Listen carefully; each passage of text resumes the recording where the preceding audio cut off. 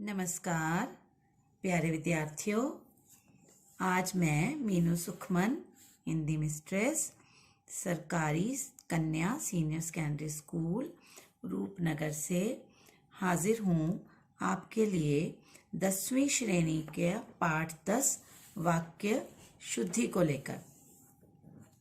आज हम चर्चा करेंगे कुछ ऐसे वाक्य जो आप सबको शुद्ध लगते हैं लेकिन उनमें बहुत सी अशुद्धियां होती हैं। महात्मा लोग पधार रहे हैं। क्या ये वाक्य सही है? जी नहीं, बिल्कुल नहीं। महात्मा पधार रहे हैं। मैं मेरे घर जा रहा हूं। मैं अपने घर जा रहा हूं। मैं उसे अनेकों बार समझा चुका हूं। क्या ये वाक्य सही है? जी नहीं, मैं उसे अनेक बार समझा चुका हूं। उसके माताजी चंडीगढ़ में रहते हैं। उसके माताजी चंडीगढ़ में रहते हैं। ये वाक्य बिल्कुल अशुद्ध है। उसकी माताजी चंडीगढ़ में रहती हैं। ये वाक्य सही है। बंदर छत में बैठा है। ये भी वाक्य सही लग रहा है, लेकिन इसमें अशुद्धि है। बंदर छत पर बैठा है। और भी इस प्रकार की बहुत सी वाक्य शुद्धियां हैं जिनकी चर्चा आज हम यहाँ पर करेंगे। ये वाक्य शुद्धियां मुख्यतः संज्ञा संबंधी वाक्य शुद्धियां, सर्वनाम संबंधी वाक्य शुद्धियां, वचन संबंधी वाक्य शुद्धियां, लिंग संबंधी वाक्य शुद्धियां, प्रसर्ग चिन्ह संबंधी वाक्य शुद्धियां, विशेषण, क्रिया, पदक्रम, वाच्य, पुनरुक्ति आदि अनेक अशुद्धियों के कारण वाक्य अशुद्ध हो जाते हैं। आज हम इन्हीं के बारे में चर्चा करेंगे और आगे से कोई भी विद्यार्थी इस तरह की अशुद्धियां नहीं करेगा। संज्ञा संबंधी वाक्य शुद्धियां।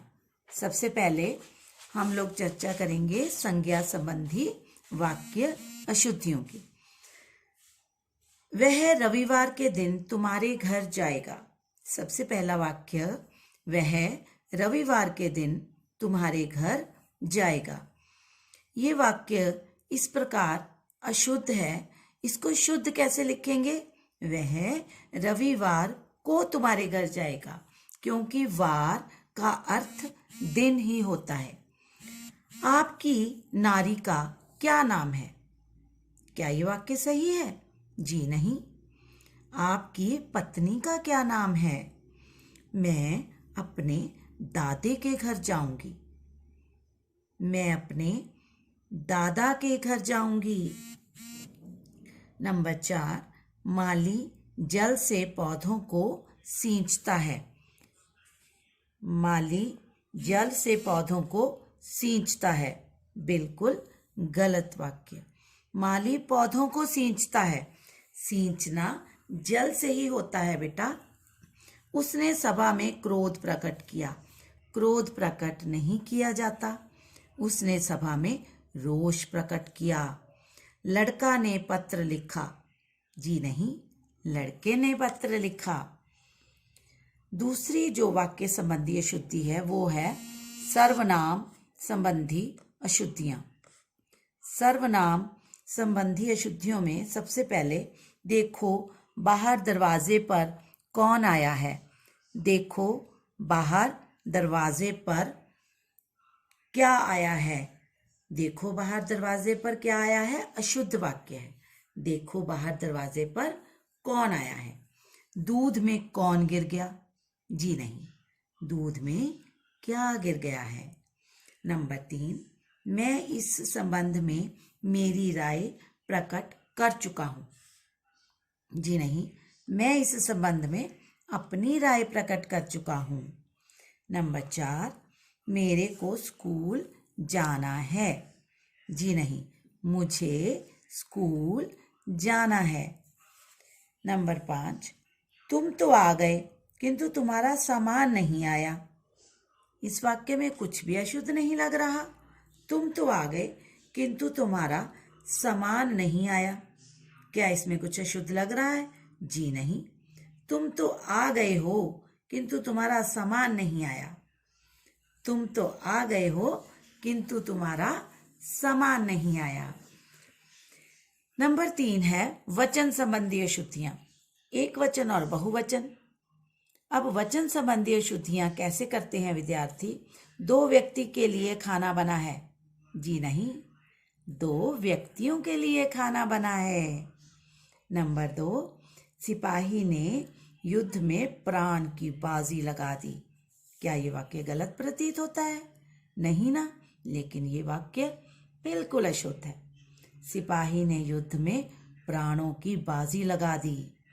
इसके बाद नंबर 3, उसने हस्ताक्षर कर दिए हैं।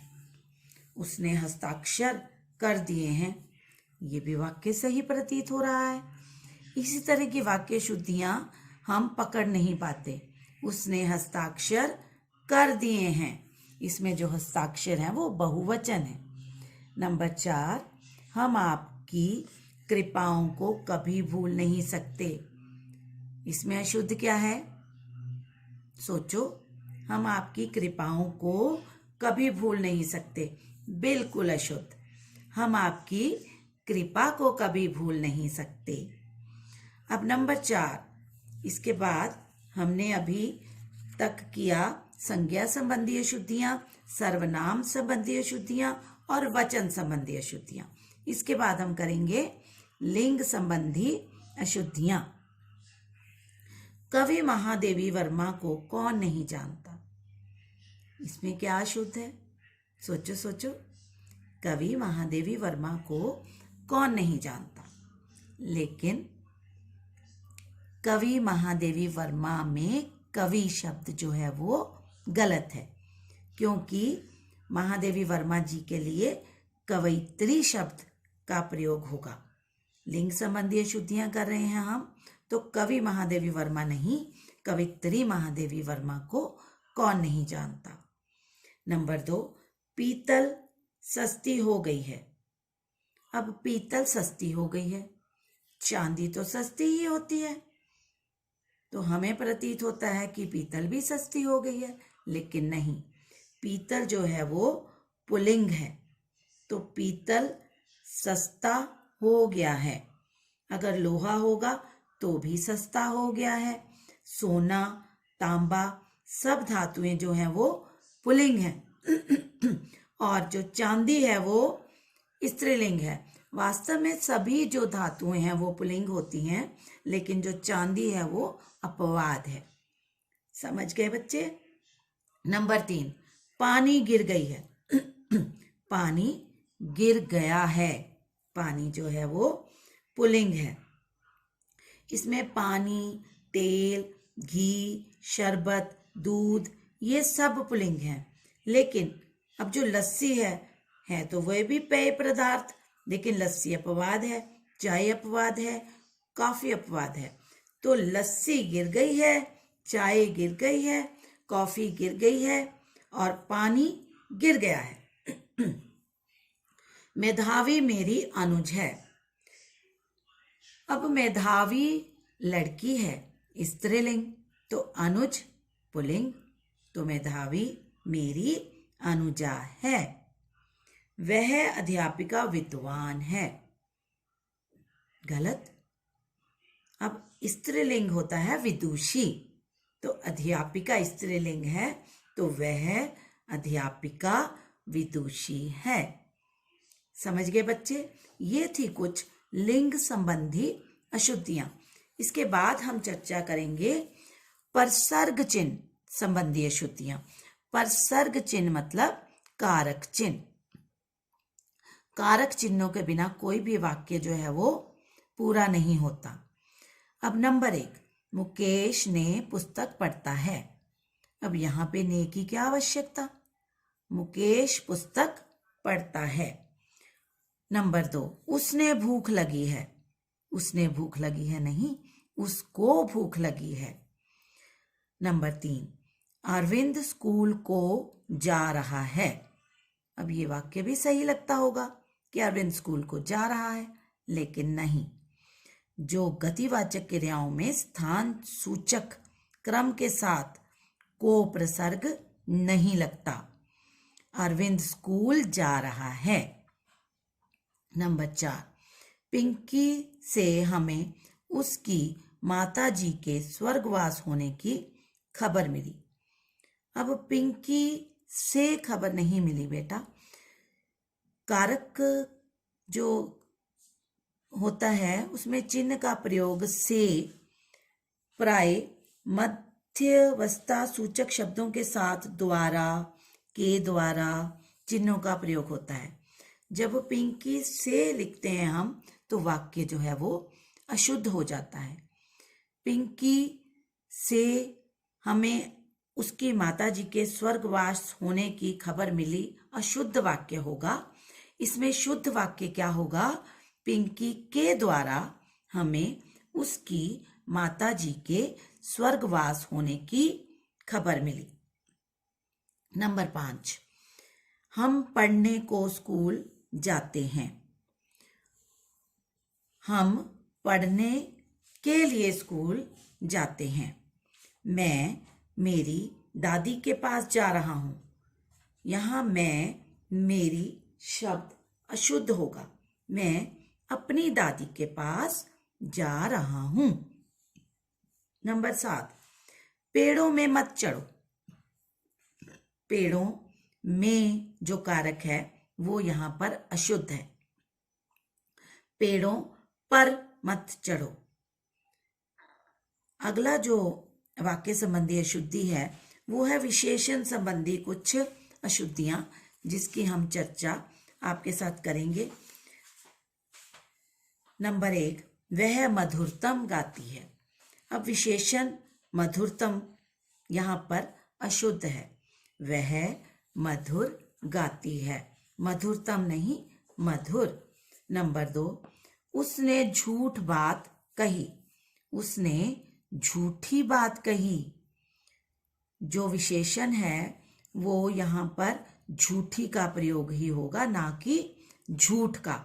संज्ञा हो जाती है झूठ और विशेषण होता है झूठी। नंबर 3, युद्ध में खूंखार अस्त्रों शस्त्रों का प्रयोग किया गया। युद्ध में खूंखार, लेकिन खूंखार तो जानवर होते हैं, तो वाक्य शुद्ध हुआ ना। युद्ध में विनाशकारी अस्त्रों शस्त्रों का प्रयोग किया गया। नंबर 4, मुझे भारी प्यास लगी हुई है। जब आपको बहुत प्यास लगती है तो प्यास बहुत ही होती है। मुझे बहुत प्यास लगी हुई है। नंबर 5, प्रत्येक बालिका को 4-4 लड्डू दे दो। प्रत्येक बालिका को 4 लड्डू दे दो। ये वाक्य शुद्ध होगा। 4-4 लड्डू दे दो वाक्य अशुद्ध है। इसके बाद हम चर्चा करेंगे क्रिया संबंधी अशुद्धियों की।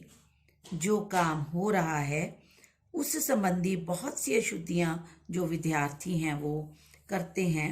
तो क्रिया संबंधी अशुद्धियां जो हैं उसके लिए पहला वाक्य, मेरी बहन ने मुझे कहानी सुनाया। अब क्रिया हो रही है सुनाना, तो बहन है स्त्रीलिंग, तो मेरी बहन ने मुझे कहानी सुनाई। नंबर 2, हमें हरी सब्जियां खाना चाहिए। हमें हरी सब्जियां खाना चाहिए। अशुद्ध तो नहीं लग रहा ना वाक्य, लेकिन हमें हरी सब्जियां खानी चाहिए। नंबर 3, गुड़िया विलाप करके रोने लगी। अब इसमें क्रिया है विलाप करना। अब गुड़िया विलाप करके रोने लगी। विलाप का अर्थ है रोना, तो यहाँ विलाप करके रोने लगी अशुद्ध है। गुड़िया विलाप करने लगी। नंबर 4, सभापति ने अच्छा भाषण किया। सभापति ने अच्छा भाषण किया नहीं, सभापति ने अच्छा भाषण दिया। इसके आगे नंबर 5, हम कल तुम्हारे घर जाऊंगा। हम कल तुम्हारे घर जाऊंगा। हम बहुवचन है तो हम कल तुम्हारे घर जाएंगे। हम कल तुम्हारे घर आऊंगा, ये भी अशुद्ध बहुवचन है हम कल तुम्हारे घर आएंगे। ये थी क्रिया संबंधी अशुद्धियां। आगे हम चर्चा करेंगे पद क्रम संबंधी अशुद्धियां। जब कुछ वाक्य जो हैं उनका क्रम सही नहीं होता तो वो वाक्य अशुद्ध हो जाते हैं। जैसे नंबर 1, कापियां ये किसकी हैं? अब इसमें क्या अशुद्ध है? जो क्रम है, पद क्रम, वो गलत है। तो कापियां ये किसकी हैं अशुद्ध है। ये कापियां किसकी हैं, ये अशुद्ध है। कापियां ये किसकी हैं अशुद्ध, ये कापियां किसकी हैं शुद्ध वाक्य है। नंबर 2, 4 मालाएं फूलों की ले आओ। इसमें क्या अशुद्ध है? 4 मालाएं फूलों की ले आओ, बिल्कुल अशुद्ध वाक्य। शुद्ध वाक्य होगा फूलों की 4 मालाएं ले आओ। नंबर 3, अध्यापक ने पाठ छात्रों को पढ़ाया। अध्यापक ने छात्रों को पाठ पढ़ाया। अध्यापक ने पाठ छात्रों को पढ़ाया नहीं, अध्यापक ने छात्रों को पाठ पढ़ाया। नंबर 4, वह स्कूल गया खाना खाकर। फिर से पदक्रम गलत हो गया। वह स्कूल गया खाना खाकर। वह खाना खाकर स्कूल गया। नंबर 5, मैं नहीं खेलने जाऊंगा। ये वाक्य अशुद्ध लग रहा है? नहीं, हमें तो ये वाक्य शुद्ध लगता है, लेकिन इसमें पदक्रम अशुद्ध है। मैं नहीं खेलने जाऊंगा नहीं होगा, मैं खेलने नहीं जाऊंगा, ये शुद्ध वाक्य है। नंबर 6, मयंक गुप्ता डॉक्टर बहुत ही अनुभवी है। मयंक गुप्ता डॉक्टर बहुत ही अनुभवी हैं। इसमें क्या अशुद्ध है? डॉक्टर मयंक गुप्ता बहुत ही अनुभवी हैं। जो पदवी है या कोई व्यवसाय सूचक शब्द नाम से पहले आते हैं, इस वाक्य में मयंक गुप्ता डॉक्टर नहीं, डॉक्टर मयंक गुप्ता सही होगा।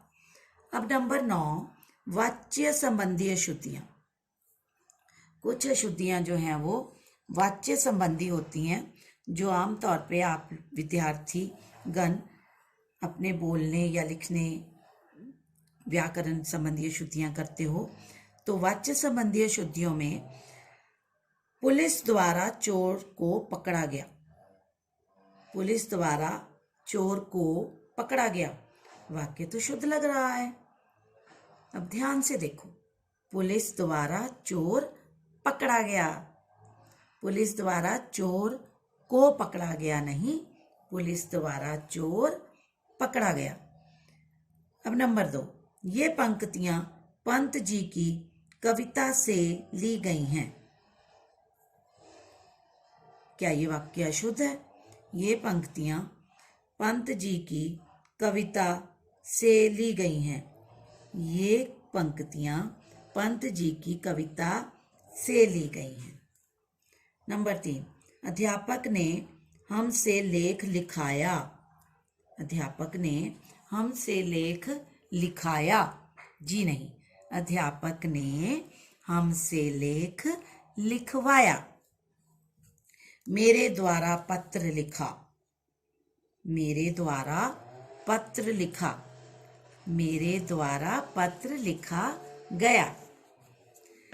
अब नंबर 10 पर पुनरुक्ति आवृत्ति संबंधी कुछ अशुद्धियां हैं, जहां हम बार बार जो प्रयोग करते हैं, एक ही वाक्य में पुनरुक्ति होती है। जब आवृत्ति होती है, वो संबंधी जो अशुद्धियां हैं वो हैं पुनरुक्ति संबंधी अशुद्धियां। नंबर 1, मैं सप्रेम सहित नमस्कार करता हूँ। अब सप्रेम और सहित दोनों एक ही वाक्य हैं। मैं सप्रेम नमस्कार करता हूँ या मैं प्रेम सहित नमस्कार करता हूँ। नंबर 2, मनाली के अनेक दर्शनीय स्थल देखने योग्य हैं। फिर पुनरुक्ति हुई। मनाली में अनेक स्थल देखने योग्य हैं या मनाली में अनेक दर्शनीय स्थल हैं। नंबर 3, कृपया मेरे घर आने की कृपा करें। अब इस वाक्य में 2 बार कृपा का प्रयोग हुआ। मेरे घर आने की कृपा करें या कृपया मेरे घर आए। वह स्थान केवल मात्र विकलांगों के लिए आरक्षित है। यह स्थान केवल विकलांगों के लिए आरक्षित है। नंबर 5, वह निरंतर लगातार खेलता रहता है। निरंतर और लगातार दोनों शब्द एक साथ नहीं आएंगे। वह निरंतर खेलता रहता है या वह लगातार खेलता रहता है। अब नंबर 11, प्रत्ययों के अनुचित प्रयोग संबंधी अशुद्धियां। नंबर 1, पूजनीय माता पिता का आदर करो। पूज्य माता पिता का आदर करो। इस भोजन में बहुत कड़वाहट है। इस भोजन में बहुत कड़वाहट है। कड़वाहटता नहीं, कड़वाहट है। नंबर 3, शिमला की सौंदर्यता सबको प्रभावित करती है। ये भी वाक्य गलत नहीं लगता, लेकिन इसमें अशुद्धि क्या है, ध्यान से देखेंगे। शिमला की सुंदरता, सौंदर्यता नहीं, सुंदरता। शिमला की सुंदरता सबको प्रभावित करती है या शिमला का सौंदर्य सबको प्रभावित करता है। नंबर 4, मनुष्य में इंसानियतता होनी जरूरी है। मनुष्य में इंसानियत होनी जरूरी है, इंसानियतता नहीं।